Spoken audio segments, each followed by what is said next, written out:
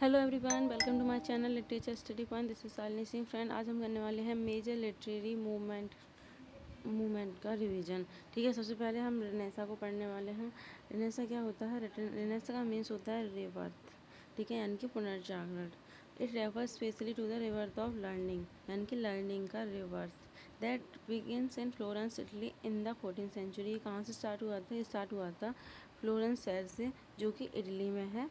अब का 14th century में spread to the north including England by the 16th century ended in the north mid 19th century. ये फैल गया था नॉर्थ इंग्लैंड में 16th सेंचुरी तक, चारों तरफ फैल गया था। और इसका एंड कब हुआ था? नॉर्थ मिड 19th सेंचुरी में एंड हो गया था रेनेसा। ठीक है, the Renaissance also witness the discovery of exploration of new continents of growth, the commence and the invention of applications such as invention as paper, printing paper, mariners compass and gun power. जो Renaissance है उसमें क्या हुआ था? बहुत सारे discovery हुई थी, एक्सप्लोरेशन हुआ था, न्यू कॉन्टिनेंट्स बने थे, ग्रोथ हुआ था। ठीक है, कौन से इन्वेंशन हुए थे? प्रिंटिंग प्रेस का इन्वेंशन हुआ था, ठीक है, मेरिनर्स कंपास का इन्वेंशन हुआ था, और गन पावर प्लॉट भी हुआ था इसी टाइम पीरियड में। नेक्स्ट है, it was primarily A time of the revival of classical learning and wisdom after a long period of culture decline and stagnation. ये क्या है? प्राइमरी टाइम है किसका? Revival of classical learning. Classical learning का primary time था ये, wisdom का time था, और long period of cultural deadline, जो बहुत टाइम से जो कल्चर डेडलाइन था उसमें कोई भी कुछ हो नहीं रहा था, कुछ भी नई चीज़ें डेवलपमेंट नहीं हो रही थी, और इस टाइम में सब कुछ डेवलप होने लगा था, नई इन्वेंशन होने लगे थे, और जो पहले की डेड चीज़ें हैं उन सब में आने लगी थी, इन्वेंशन आने लगी थी, और जो विस्डम है और लर्निंग का वो फैलने लगा था। किस टाइम पे? रेनेसा टाइम पे। नेक्स्ट है Copernicus attempted the proof that the sun rather than the earth was the centre of the planetary system. जो कॉपर्निकस एक विद्वान थे, एक स्कॉलर थे, उन्होंने क्या किया था? उन्होंने ये प्रूव किया था जो सन है, ठीक है, जो सन है वो जो अर्थ है उसके सेंटर में है। यानी कि जो पहले वो क्या था कि जो अर्थ है उसी को सेंटर माना जाता था, लेकिन बाद में जो कोपरनिकस है उन्होंने ये साबित किया कि सन अपनी जगह पे है, और अर्थ और बाकी प्लानिट क्या कर रहे हैं? इसके चारों तरफ चक्कर लगा रहे हैं। ठीक है, ये थ्योरी किसने दी थी? कोपरनिकस ने दी थी। इन religious Martin Luther challenge the Catholic church. Renaissance time period में ही क्या हुआ था? जो रिलीजन है उसमें जो मार्टिन लूथर एक लीडर थे, उन्होंने क्या किया था? जो कैथोलिक चर्च है उसको चैलेंज किया था, यानी कि उसका विरोध किया था। It is perhaps best known for its artistic development and the contribution of such polymaths Leonardo da Vinci and Michelangelo who inspired the term Renaissance man। ठीक है, इस टाइम पीरियड में क्या हुआ था? जो आर्टिस्टिक डेवलपमेंट हुआ था, ठीक है, उसने एक बहुत ज़्यादा कंट्रीब्यूशन दिया था इस मूवमेंट को। जो लियोनार्डो दा विंसी उनका जो वर्क है, उनका वर्क मोनालिसा वगैरह, और मिचेलेंजियो का वर्क है, उन्होंने क्या किया था? बहुत ज़्यादा हेल्प की थी रेनेसा के डेवलपमेंट में। जो आर्ट है उस क्षेत्र में उन्होंने बहुत ज़्यादा क्या किया था? नॉलेज फैलाई थी। ठीक है, नेक्स्ट है the fall of Constantinople. Fall of Constantinople का हुआ था 1453 में हुआ था, जो प्रोवाइड करता है humanism with a major boost को। जो फॉल ऑफ कॉन्स्टेंटिनोपल है वो 1453 में हुआ था, जिस वजह से जो ह्यूमनिज्म है वो क्या होता है? बहुत ज़्यादा बूस्ट हुआ था। ह्यूमनिज्म किसे कहते हैं? Humanism is the believe that human are valuable and capable of solving their lives through reason and learning. Humanism क्या बताता है? ह्यूमन बताता है जो ह्यूमन है वो कैसे हैं? वैल्यूबल हैं, ठीक है, यानी कि कीमती हैं, और उनके जो उनकी लाइफ है वो उस कैसी है? रीजन और लर्निंग पे आधारित है, यानी कि वो कैपेबल हैं अपनी लाइफ को अच्छा बनाने के, जो उसे तर्कशील बनाने के कैपेबल हैं, यानी कि ह्यूमन पे ज़्यादा फोकस किया, उसकी फीलिंग्स पे, उसकी लाइफ पे। ठीक है, किसमें? ह्यूमनिज्म में। Humanism look forward to a rebirth of a lost human spirit and wisdom. Humanism क्या देखता है?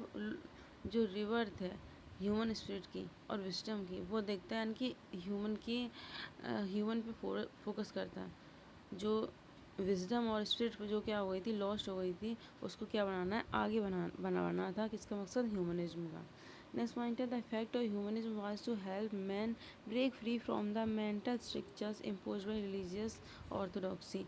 जो रिलीजियस ऑर्थोडॉक्सी थी, यानी कि जो चर्च वगैरह थे, उन्होंने अपने पपेट बना रखा था किसको, इंसान के माइंड को, यानी कि जो लिखा हुआ है वही सच है रिलीजन में, और इंसान को अच्छा लगे वो करना या ना लगे, तो उससे क्या कहता है, जो ह्यूमनिज्म है उसने उसको फ्री करवाया था, मेंटली फ्री करवाया था, और उसे अपनी खुद की सोच को सोचने के लिए फोकस, उनकी खुद अपना क्या अच्छा लग रहा है, क्या बुरा लग रहा है, ये सोचने के लिए उसे फोर्स किया था, ठीक है, इंसान को। नेक्स्ट है great artistic like Leonardo da Vinci, Michelangelo, Raphael florist. जो ग्रेट आर्टिस्ट हैं वो रेनेसां पीरियड में ही फ्लोरिस्ट हुए थे, लियोनार्डो दा विंसी और मिचेलेंजियो और राफेल, ये कौन है, बहुत ग्रेट राइटर हैं रेनेसां पीरियड के। Scientist thinking grow with scholars like Galileo Galileo. Galileo Galileo भी क्या थे, एक साइंटिस्ट थे जो इस पीरियड में हमें दिखाई देते हैं। नेक्स्ट है invention of the printing press. Printing press का इन्वेंशन हुआ, जिसकी वजह से क्या हुई, नॉलेज बहुत ज़्यादा स्प्रेड हुई दुनिया में आगे। नेक्स्ट है people begin to question traditional belief and custom. People ने स्टार्ट कर दिया था क्वेश्चन करना ट्रेडिशनल बिलीफ्स पे और कस्टम्स पे। जो पुराने रीति रिवाज चले आ रहे थे, जो बिलीफ्स थे, उस पर क्वेश्चन करना स्टार्ट कर दिया था लोगों ने। नेक्स्ट आता है रिफॉर्मेशन। रिफॉर्मेशन क्या था, एक रिलीजियस मूवमेंट था, ठीक है, कैसा था, रिलीजियस मूवमेंट, जो यूरोप में स्टार्ट हुआ था 16th सेंचुरी में, ठीक है। It is usually considered to have started with publication of 95 thesis by Martin Luther in 1517। ये स्टार्ट माना जाता है मार्टिन लूथर की 95 थीसिस की पब्लिकेशन से 1517 से 17 और 16 सेंचुरी में, ठीक है। जो मार्टिन लूथर है, उन्होंने क्या किया था, जो 95 थीसिस की लिस्ट थी उसको पब्लिश किया था 1517 में। वहाँ से ही क्या नाम जाता है, रिफॉर्मेशन मूवमेंट का स्टार्टिंग मानी जाती है, ठीक है। It aim to reform the abuse of the church. इसका मतलब क्या था, जो रिफॉर्म लाना किसमें, जो चर्च है उसमें जो गलत चीज़ें हैं उसमें रिफॉर्म लाना इसका मकसद था। It began in Germany. कहाँ से स्टार्ट हुआ था, जर्मनी से स्टार्ट हुआ था। Martin Luther was the main leader of the movement. इस मूवमेंट के लीडर मैन कौन थे, मार्टिन लूथर थे। इन 1517 Luther publish the 95 thesis against church practices. 1517 में क्या हुआ था, जो मार्टिन लूथर उन्होंने पब्लिश कराई थी अपनी 95 थीसिस की जो लिस्ट थी, ठीक है, वो क्या कराई थी, पब्लिश कराई थी, जो चर्च के अगेंस्ट थी। नेक्स्ट है he oppose the sale of intelligence paying for forgiveness of sins. इन्होंने आवाज़ उठाई थी किसके खिलाफ, sale of intelligence. Sale of intelligence का मतलब क्या होता है, जो सिंस हैं, जो इंसान क्या करते हैं, गुनाह करते हैं, उनके लिए माफ़ी दिलवाना, ठीक है। तो क्या करते थे, जो पादरी वगैरह लोग होते थे वो क्या करते थे, अगर तुम ऐसा कर लोगे, तुम ऐसा कर लोगे, इतने पैसे दे दोगे, तो क्या हो जाएगा, तुम्हारे जो गुनाह हैं इस जन्म के और अगले भी जन्म के क्या हो जाएंगे, माफ़ हो जाएंगे। तो इसे क्या बोलते हैं, सेल ऑफ इंटेलिजेंस बोलते हैं। और जो पैसे होते थे वो खुद रख लेते थे, तो ऐशो आराम की ज़िंदगी गुजारते थे। तो ये इसके खिलाफ मार्टिन लूथर ने क्या की थी, आवाज़ उठाई थी। नेक्स्ट है Martin Luther rejected the authority of the pope. जो पोप की अथॉरिटी है उसको रिजेक्ट किया था मार्टिन लूथर ने। Martin Luther in his 95 thesis attack intelligence system. उन्होंने मार्टिन लूथर ने 95 थीसिस में अटैक किया था इंटेलिजेंस सिस्टम पर। The thesis debated and criticise the church and the papacy and the authority of the pope. जो authority of pope है और जो करप्शन चल रहा है चर्च में, इस से सबको क्या किया था, क्रिटिसाइज किया था मार्टिन लूथर जी ने। नेक्स्ट है Luther rejected the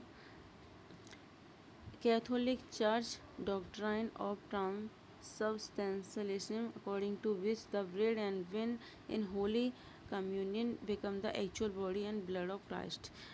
According to Luther, the body of Christ was physically present in the element because Christ is present everyone. Luther ने क्या किया था, जो कैथोलिक चर्च की डॉक्ट्राइन थी ट्रांसबस्टेंटियलिज्म, ठीक है, इसका मतलब क्या होता था, उनका मानना था, जो चर्च के लोग थे वो बताते थे, जो पादरी वगैरह हैं, जो ब्रेड और वाइन जो चढ़ाया जाता है जीसस क्राइस्ट पे, वो कैसा है, होली है, यानी पवित्र है, और वो क्या बन जाता है, एक्चुअल बॉडी और जो ब्रेड है वो बॉडी बन जाती है, जो वाइन है वो ब्लड बन जाता है।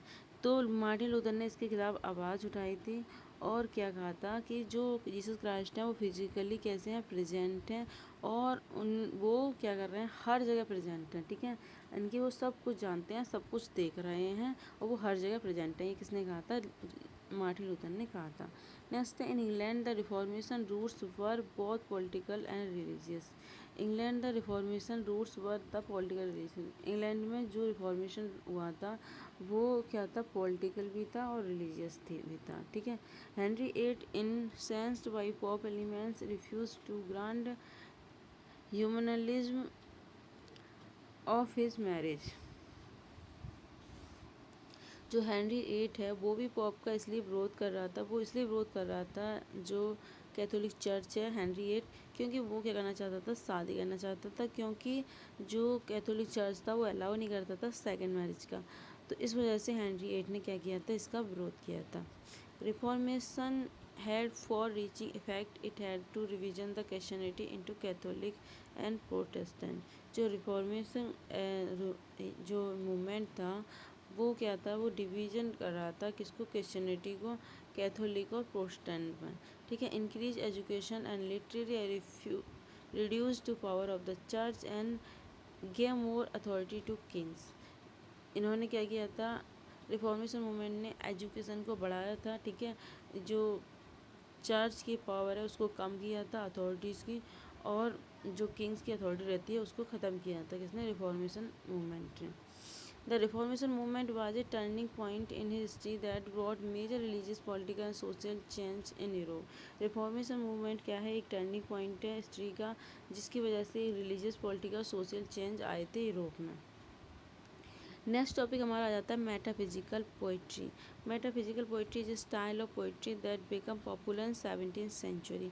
मेटाफिजिकल पोइट्री क्या है, एक पॉपुलर पोइट्री है, पोइट्री स्टाइल है जो 17th सेंचुरी में इंग्लैंड में स्टार्ट हुई थी, ठीक है। It is known for its deep thinking, intellectual tune and usual comparison. ये किसके लिए जानी जाती है, डीप थिंकिंग के लिए, इंटेलेक्चुअल टून के लिए और अनयूजुअल कंपैरिजन के लिए जानी जाती है metaphysical poetry. The term metaphysical poets was coined by the critic Samuel Johnson in his lives of the most eminent English poet. Metaphysical poets जो टर्म है वो कॉइन की थी किसने, सैमुअल जॉनसन ने। उन्होंने किस में की थी, lives of the most eminent English poets, जो उनका वर्क है उसमें उन्होंने इस टर्म को दिया था मेटाफिजिकल पोइट्स को। Samuel Johnson classified a loose group of 17th century English poet whose work was characterised by the inventive use of conceit. Samuel Johnson ने उन्होंने एक ग्रुप इसमें बताया था 17th सेंचुरी इंग्लिश पोइट्स का। सैमुअल जॉनसन ने क्या किया है, 17th सेंचुरी इंग्लिश पोइट्स का एक ग्रुप बताया है जिसमें क्या है, उसके उनके जो वर्क हैं जो पोइट्स के वो करेक्टराइज किए गए हैं इन किसमें, उसमें यूज ऑफ कंसीट, यानी कि वो क्या करते हैं, कंसीट का यूज़ करते हैं, दो डिफरेंट चीज़ों को लॉजिकली बताने की कोशिश करते हैं किसमें, कंसीट में, ठीक है। नेक्स्ट पॉइंट है जॉन ड्राइडन। नेक्स्ट पॉइंट है जॉन ड्राइडन। जॉन ड्राइडन ने किसके बारे में कहा है, जॉन डन के बारे में क्या कहा है, he effects the metaphysics not only in his satires but in amuse world where nature only should reign. तो ये किसने कहा है, जॉन ड्राइडन ने कहा है, इसके लिए जॉन डन के लिए। तो जो जॉन डन है वो क्या है, चीफ मेटाफिजिकल पोइट है, यानी कि मैन पोइट है, ठीक है। मेन पोइट है किसमें, मेटाफिजिकल पोइट्री में, ठीक है।